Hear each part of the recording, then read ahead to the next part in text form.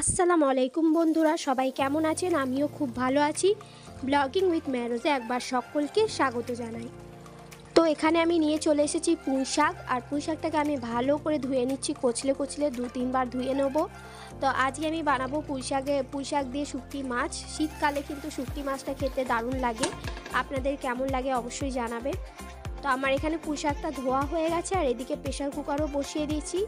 এর মধ্যে দিয়ে দিয়েছি সামান্য পরিমাণ সর্ষের তেল, মানে সামান্য না, একটু বেশিই তেল দিতে হবে, কেন শুটকি মাছের মধ্যে একটু তেল দিলে, একটু তেল তেলে ভাব থাকলে খেতে ভালো লাগে।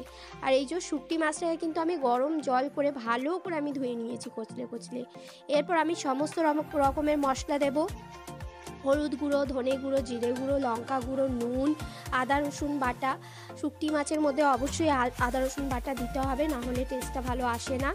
আর ঝাল তো একটু দিতেই হবে, শুটকি মাছ খাবো অথচ ঝাল খাবো না, এটা তো হয় না। শুটকি মাছে একটু ঝাল না দিলে ভালো লাগে না। তো শুটকি মাছটাকে আমি ভালো করে আগে কষিয়ে নেবো, যেভাবে আমরা মাংস কষাই সেভাবে। আর এখানে আমি কিছুটা পেঁয়াজ কলি দিয়ে দিয়েছি, পেঁয়াজ কলি কুচিয়ে দিয়েছি, সেটাও খেতে কিন্তু ভালো লাগে। আর এখানে এই যে পুঁই শাকের ডাঁটা আলু আগে দিয়ে একটু কষে নিয়েছি, তারপরে আমি পাতাগুলোকে দিয়ে দিলাম। এবার পাতাগুলোকে দেওয়ার পর আমি ভালো করে কষিয়ে নেব। তো বন্ধুরা, শীতকাল মানেই কিন্তু বেগুন দিয়ে শুটকি, মূলো দিয়ে শুটকি, শিম দিয়ে শুটকি এগুলো চলেই যায়। আর শুটকি মাছ না হলে কিন্তু চলে না। যারা পছন্দ করে তাদের জন্য ভালো, আর যারা পছন্দ করেন না তাদের তো এর শুটকি মাছটা ঠিক শ্যুট হবে না দেখলেও, যাই হোক। আর এখানে আমি নিয়ে নিয়েছি রুই মাছ। তো রুই মাছটাকে আমি ভালো করে ধুয়ে নিয়েছি, আঁশ ছাড়িয়ে নিয়েছি, আর নুন আর হলুদ দিয়ে ভালো করে আমি মাখিয়ে নিচ্ছি। আর ওদিকে কড়াও বসিয়ে দিয়েছি, আপনারা নিশ্চয়ই দেখতে পেয়েছেন। তো কড়ার মধ্যে দিয়ে দেবো আমি তেল দিয়ে দিয়েছি, তেলও গরম হয়ে গেছে। এবার আমি মাছগুলোকে একে একে দিয়ে ভালো করে ভেজে নিচ্ছি। তো আমি এখানে আজকে মাছের ঝোল বানাবো, তো সেই জন্য আমি মাছগুলোকে ভালো করে ভেজে নিচ্ছি। আর এদিকে আমি সকালে নাস্তার জন্য আমি বানাচ্ছি এই যে রুটি।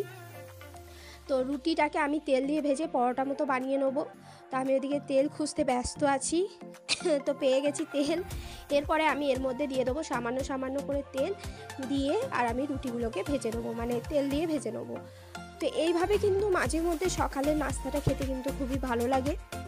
তো একঘেয়েমি রুটি খেয়ে খেয়ে কিন্তু ভালো লাগে না, কোনো সময় মনে হয় যে একটু ভালো মন্দ খাই। তাই আজকে ভাবলাম যে একটু পরোটাই বানাই। তো আমি এখানে গোল গোল করেই পরোটাগুলোকে বানিয়েছি। আমার কাছে সময় অল্প ছিল, মেয়ে স্কুলে যাবে, সকালবেলাটা খুবই তাড়া থাকে। তো সেই জন্য তাড়াতাড়ির মধ্যে কিন্তু আমি গোল গোল করেই পরোটাগুলো বানিয়েছি, আমি আর ভাঁজ করে বানাইনি। তো এই যে পরোটাগুলো আমার একে একে আমি বানিয়ে ফেলছি, এইভাবে। তো পরোটার সাথে কিন্তু আলু ভাজা, আলুর তরকারি কিংবা ঘুগনি খেতে ভালোই লাগে। চা দিয়েও পরোটা খেতে ভালো লাগে। তো আমি আজকে আলুর একটা সিম্পল তরকারি করেছিলাম, সেই দিয়ে আমরা এই পরোটাটা খাবো। আর চা তো সাথেই আছেই, চা না হলে হবে না সকালবেলায়। আর এই যে টাইম অল্প বলে আমি দুটোর পরোটা একসাথে ভেজে নিচ্ছি, এই দেখুন কীভাবে। তো আপনারাও নিশ্চয়ই এই রকমই করেন, অনেকেই করে এরকম। তো সময় অল্প বলে। আর এই যে গ্রাম থেকে আমার দাদারা এসেছিলেন, তো তারা মিষ্টি এনেছিলেন। তো সেই মিষ্টিগুলোকে আমি একটু রসের মধ্যে ভালো করে রসের মধ্যেই গরম করে নিচ্ছি। এরকম করে গরম করলে কিন্তু একদম টাটকা মিষ্টির মতো খেতে লাগে। আপনারা এইভাবে করে দেখবেন, আশা করছি আপনাদের ভালো লাগবে। তো ওদিকে আমার পুঁই শাকটা হয়ে গেছে, আমি অন্য জায়গায় ট্রান্সফার করে নিয়েছি। আর আবার আমি সেম প্রেশার কুকারে কিন্তু আমি মাছটা করে নেবো। মাছটা কিন্তু প্রেশার কুকারে দেবো না, মাছটা আমি যখন আলুটা সিদ্ধ হয়ে যাবে আমি একটা হাঁড়ির মধ্যে ঢেলে তারপরে মাছটা দেবো। তো এখানে আমি আলু দিয়ে মাছের ঝোল করছি। আর মাছের ঝোল অ্যাজ ইউজুয়াল যেমন করি সেইভাবেই করছি, আর বলার কিছু মানে এখানে আর দরকার নেই, কেন এর আগেও আমি অনেকবার মাছের রেসিপি ছেড়েছি, আর আপনারা নিশ্চয়ই দেখেছেন। তো মাছের ঝোলটা আমার হয়ে গেছে, লাস্টে আমি জিরে গুঁড়োটা দিয়ে দিলাম। আমি কিন্তু মাছের ঝোলে লাস্টে জিরে গুঁড়ো দিই। আর এদিকে ভেজে রাখা মাছগুলোকে আমি দিয়ে দিচ্ছি।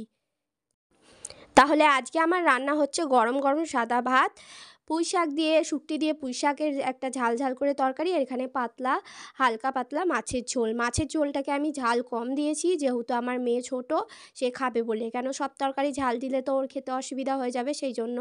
আর এদিকে আমার রান্নাবান্না হয়ে গেছে, তাই কিচেনটাকে একটু পরিষ্কার করে নিচ্ছি। আর নিজের ঘরদোর দেখবেন পরিষ্কার পরিচ্ছন্ন থাকলে দেখতেও ভালো লাগে, আর শরীর মন সবই ভালো থাকে। তাই আমি গ্যাসটা আমি ডেলি ইউজ করে ডেলি আমি এটাকে পরিষ্কার করে নিই, একটু সাবান দিয়ে ভালো করে মেজে ঘষে নিয়ে তারপরে আমি জল দিয়ে ভালো করে পরিষ্কার করে নিই।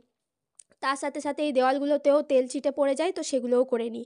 সাথে সাথে করলে কি হয়, ময়লাটা কম হয়।